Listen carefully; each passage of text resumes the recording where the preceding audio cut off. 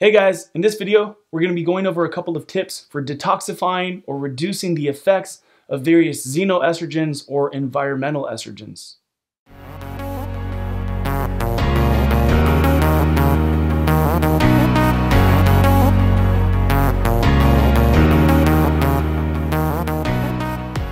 For those of you that are unfamiliar with the term, xenoestrogens refer to exogenous substances, so substances and chemicals outside of the body that have an estrogenic effect that act like estrogen in the body, therefore producing similar physiological effects as estrogen would from the actual estrogen produced by the body. Now, the reason that xenoestrogen exposure is so important to be aware of is because estrogen, especially when in abundance, can act like a stress hormone in the body.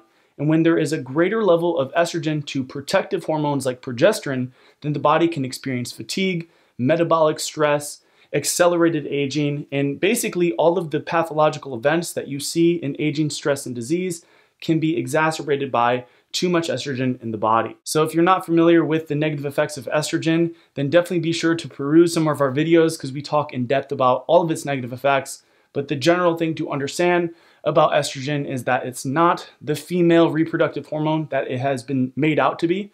Progesterone is actually the pro-pregnancy hormone. It is the major fertility hormone that the female body needs in order to become pregnant and fertile. Even in a female body, there is only so much estrogen that needs to be produced in order to maintain normal physiological, cellular, and reproductive functions. Unfortunately, most people are misinformed about the true physiological nature of estrogen. A lot of the times, women are even told that they don't have enough estrogen, and that's the cause for their problems. But from what I see in reviewing people's blood work, lab work, and just from my understanding of the history of estrogen and its effects in the body, most people have too much of it and usually not enough of the protective hormones like progesterone. So estrogen dominance, in other words, is a widespread epidemic issue in both female and male bodies, and it's going to lead to a lot of issues just because of the fact that this hormonal imbalance can downregulate the metabolism, causing metabolic stress. And since all of our cells are producing energy based off the rate of metabolism, if our metabolic system is stressed, our cells will become stressed and the whole body will become stressed and diseased. So getting estrogen levels in check, needless to say, is very important. And unfortunately, our modern environment is loaded with substances that mimic estrogen. Everything from our personal care products, so the various facial cleansers, lotions, serums, body washes, shampoos, conditioners, even fragrances, so perfumes and colognes, have estrogen mimicking substances in them, things like parabens, phthalates, and a variety of other chemicals that I couldn't list off just the top of my head, but I'll definitely link those beneath this video so you can see the research on all the various toxic substances and personal care products. The household cleaning products are also another source of these xenoestrogens and other toxic substances that can disrupt the balance of the endocrine system. In addition to that, even things like receipts, our clothing, non-organic cotton clothing, carpets, cabinetry, a lot of the materials that our modern houses are made up of all contain some sort of xenoestrogen or estrogen mimicking substance. And beyond that, both the mass water supply and industrial food supply contain tons of xenoestrogens, as well as other residues from things like medications, birth control, or contraceptive pills, which just adds to the estrogenic overload that we're being exposed to all the time. Fortunately, by becoming aware of the sources of these xenoestrogens in your environment, and also gaining some understanding about how the body balances and regulates estrogen, you can take very simple proactive steps for reducing your estrogen overload and the effects of estrogen on the body. So to begin, taking a look at some very simple things you can do around your immediate environment and home to start to reduce or detox yourself from these xenoestrogens, let's consider the fact that most personal care products and household cleaning products are loaded with xenoestrogens. So again, as I've talked about in previous videos, and as articles and research studies like this talk about, the various commercial personal care products, so the common brand or mass-produced shampoos, conditioners, facial cleansers, body washes, soaps, including bar soap, dish soap, etc., all contain a variety of different substances that have been proven to disrupt the functioning of the endocrine system and have very similar effects to estrogen in the body. And this is also true for most of the commercial household cleaning products as well. So these are products that most of us in America, at least my age, grew up using and our parents grew up using. Common countertop cleaners, degreasers, again, dish soaps, dishwasher detergent, even the laundry detergent, the fabric softeners in the dryer, the various and endless polishes and cleansers for different surfaces, so tile cleaners, wood floor cleaners. Most of these you can guarantee have at least one, if not many different toxic synthetic chemicals that are going to disrupt the functioning of the endocrine glands, which could lead to not only an imbalance of the hormones in the body, but a lot of these substances in of themselves act like estrogen in the body. So the simple thing you're going to want to do is basically swap all of these things to more natural alternatives. And as I tell pretty much anybody that asks me, and as I've talked about in FAQs before, the very simple solution to this in terms of the personal care products is to just make it simpler, be more minimal. In terms of cleansing the body, skin, the scalp skin, the hair, etc., you really only need a very mild Castile soap, even a diluted one. Most commercial soaps will disrupt the endocrinology and immunology of the skin for days. So they strip the pH of the skin, they usually bring it down to a very low alkaline level, which causes pathogens and bacteria to proliferate. So although these commercial soaps and body washes do a good job of getting rid of dirt, they're also stripping away beneficial oils, and they're stripping away the immune system of the skin. So try to wash infrequently. There might be a grace period where if your body's really dependent of these things, coming off of them, the immune system's gonna act up, the sebum might become overly produced, because if you're stripping the skin oils away with these harsh soaps, then you're coming off of them cold turkey, the body might overproduce the oil to try to regulate itself. So depending on your history, if this is something that's going to be a brand new lifestyle change to you, it might take some time. There might be an adjustment period. So if you're somebody who notices that you have foul smelling body odor, or you feel more dirty than you probably should be, this could just be a sign of a weak detox system, which is indicative of a low metabolism, which these estrogen substances could just be contributing to. So these substances create a vicious dependent sort of situation where they slow the metabolism and you feel more dependent on them to feel clean and to get rid of body odor. So there might be a grace period or adjusting period, but keep in mind your skin does have an immune system of its own, and it is self-regulating if you give it the chance to. But my basic tip is to come off the conventional personal care products. That's probably the safest way to go about it. Otherwise, you're gonna have to get a long list of the various known endocrine disrupting chemicals, and you're gonna have to be reading labels in stores all day long. There are actually still plenty of organic personal care products that are not optimal, that still contain estrogen mimicking substances and endocrine disrupting substances. So I think the safest route and the simplest is to just go to a more minimal route. So stick to simpler things like, again, a Castile soap, just filter your water. And if you're improving your overall health, your body will maintain the integrity of the skin. And in terms of smelling good and fragrances, we'll get into that in a moment. Now, all of this information is gonna apply generally across the board. So looking at the household cleaning products, just get rid of all the commercial stuff.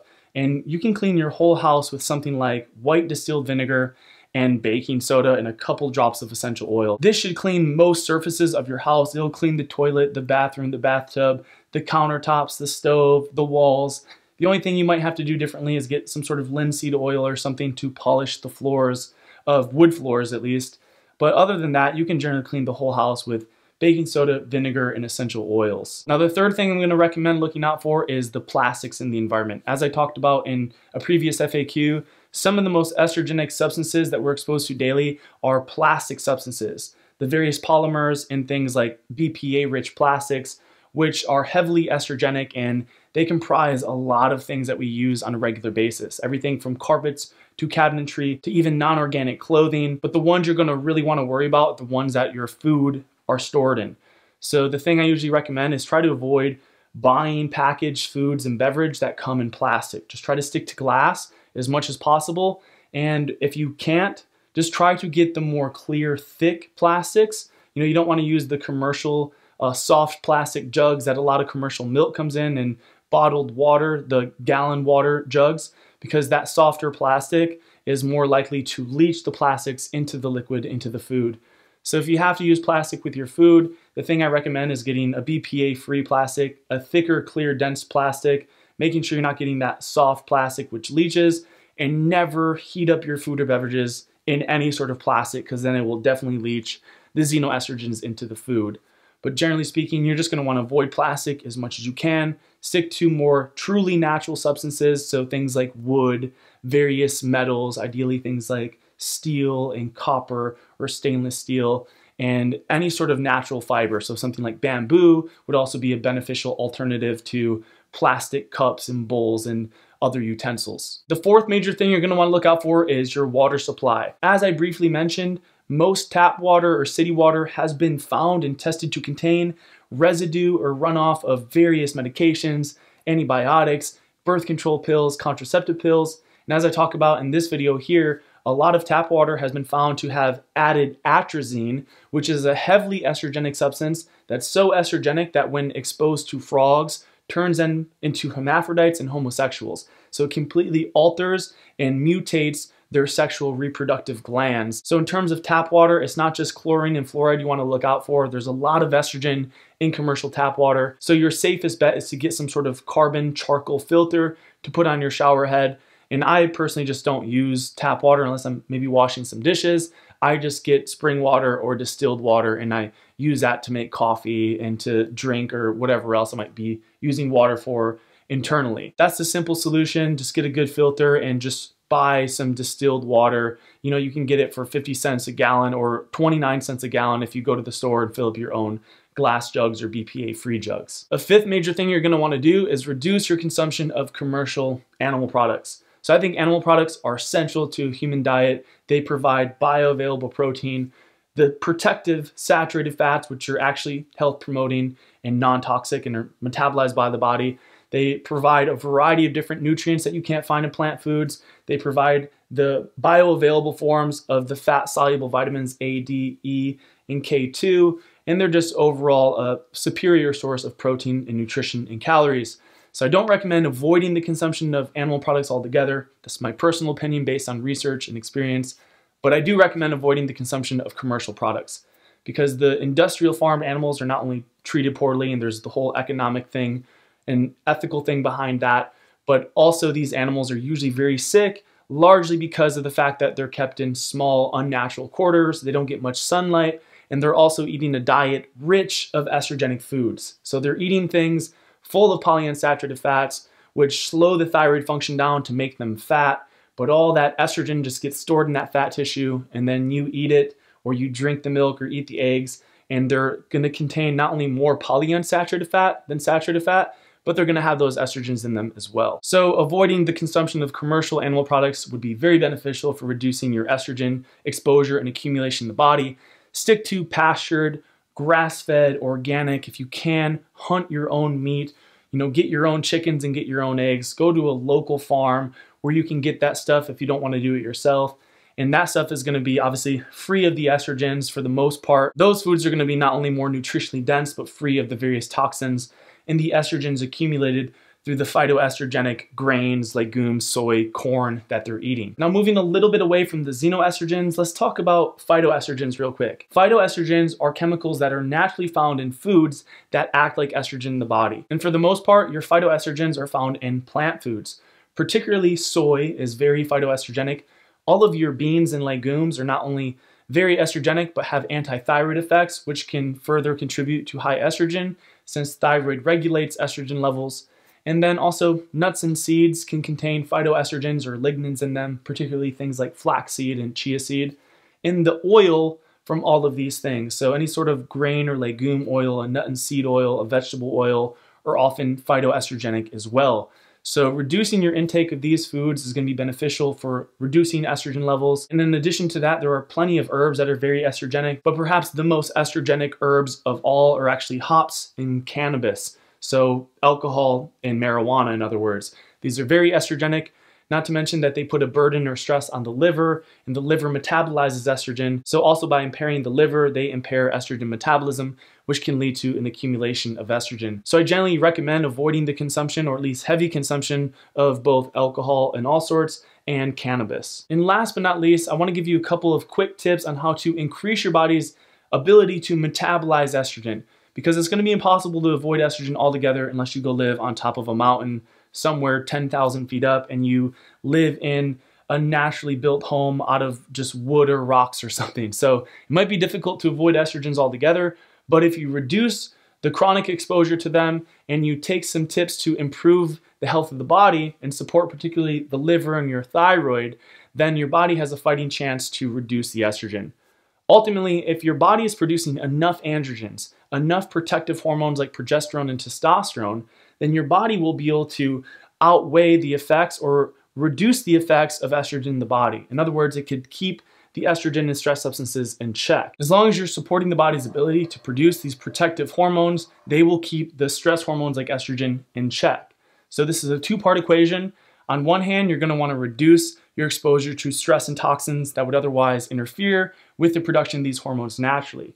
But other than that, keep in mind that is the liver, the adrenal glands, the thyroid gland, which play crucial roles in the production of these hormones.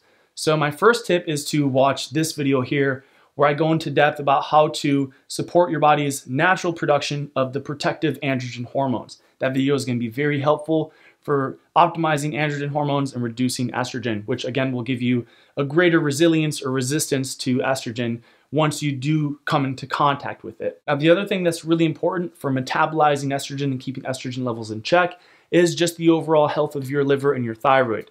Your liver metabolizes estrogen, solubilizes it, and excretes it out of the body by way of the kidneys, and the thyroid gland actually keeps estrogen regulated and opposed so that way it doesn't become chronically elevated. And both your liver and thyroid need adequate glucose to perform their functions. So a low carb, ketogenic, or sugar-free diet is a bad idea for long-term liver health and thyroid health. This will put a stress and a burden on the liver because the body will start to produce more lactic acid instead of carbon dioxide, which you'll have to convert back into glucose, and that's an energy burden on the liver, and ultimately it will impair the energy supply to the liver, which will decrease thyroid function.